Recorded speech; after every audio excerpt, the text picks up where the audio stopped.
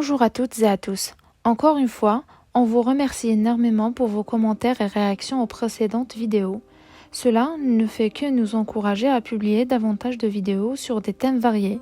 Si vous n'êtes pas encore abonné, n'oubliez pas de cliquer sur le bouton d'abonnement et d'activer la cloche de notification.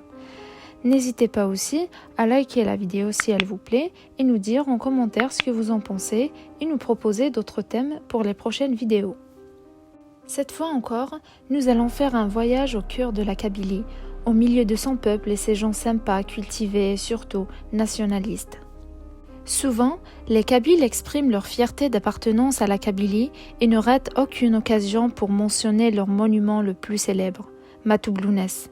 Alors, qui était-il, qu'avait-il fait, et bien plusieurs d'autres questions auxquelles nous allons essayer de répondre dans cette séquence vidéo. Commençons par son enfance. Matoublounès est né le 24 janvier 1956 à Taourit Moussa, un petit village au cœur de Tizi Ouzou en Kabylie.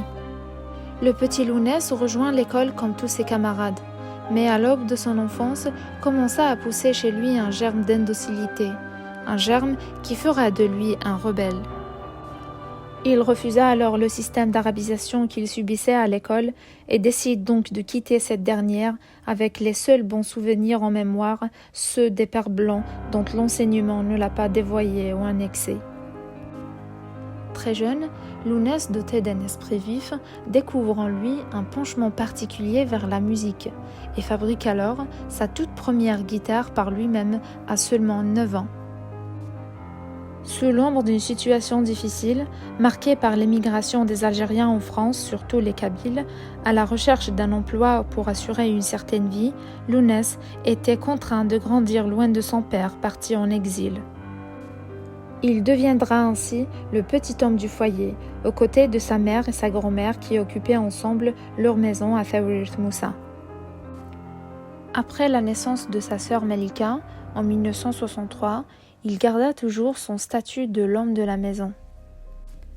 Il demeurait alors gâté en dépit des carences multidimensionnelles dues à une misérable situation où sombrait l'Algérie colonisée. Pour se consoler de l'absence de son père, Lounès nourrit un puissant attachement à sa mère qu'il considérait merveilleuse.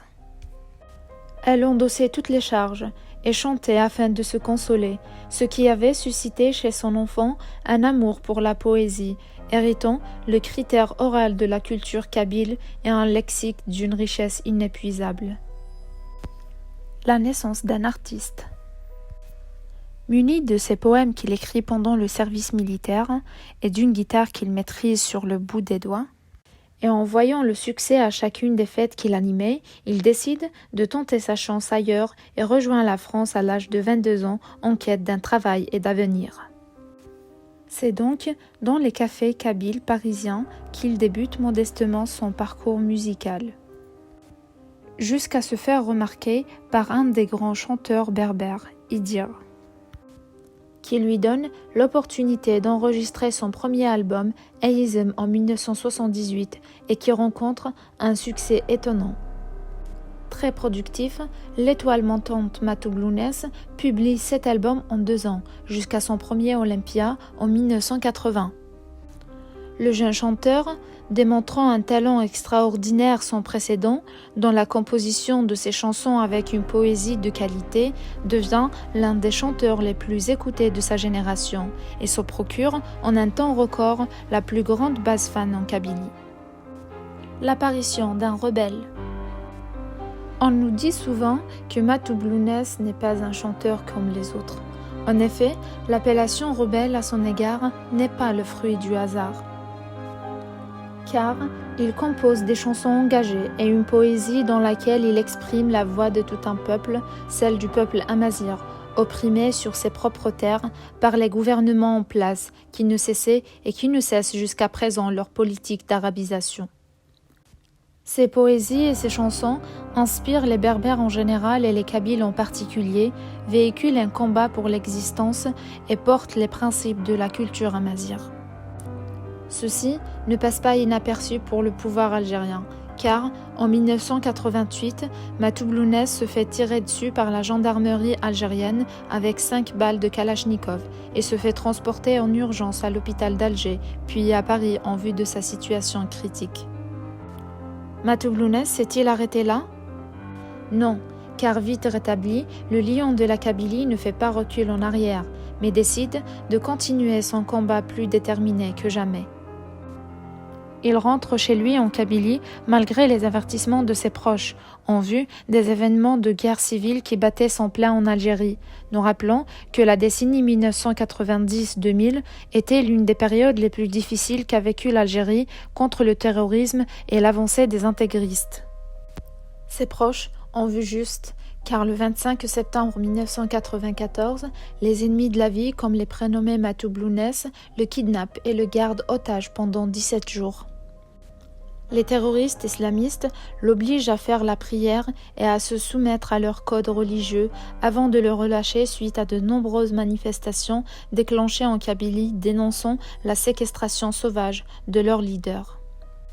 Matoublounès s'est-il arrêté là?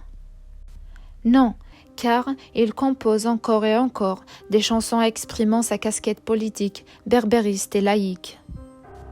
Il va jusqu'à traîner les autorités algériennes devant les tribunaux internationaux, les accusant d'avoir falsifié l'histoire, de commettre des assassinats et beaucoup plus d'autres accusations lourdes.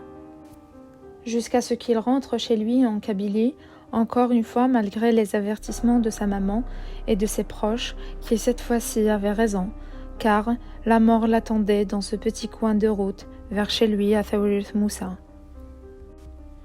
où un groupe armé jusqu'aux dents l'attendait sur ses collines et lâche une pluie de tirs avec des armes de guerre, auxquelles il répond avec son Kalachnikov et se défend jusqu'à son dernier souffle, subissant et encaissant ainsi plusieurs balles dans le corps, faisant un total de 78 balles sur la tôle de sa Mercedes. Matoublounès s'est-il arrêté là? Non, non et jamais, car, malgré lâchement assassiné, Matoublounès continue de vivre dans le cœur de chaque Kabyle et chaque personne qui milite pour ses droits et son existence, devenant ainsi l'icône de la résistance et le patriote de toute patrie opprimée, et comptant des milliers d'adeptes à travers le monde. Alors, rebelle ou pas rebelle? Sur cela, nous arrivons à la fin de cette vidéo. Nous vous remercions de l'avoir regardé jusqu'à la fin et nous vous donnons rendez-vous dans un prochain épisode. Au revoir.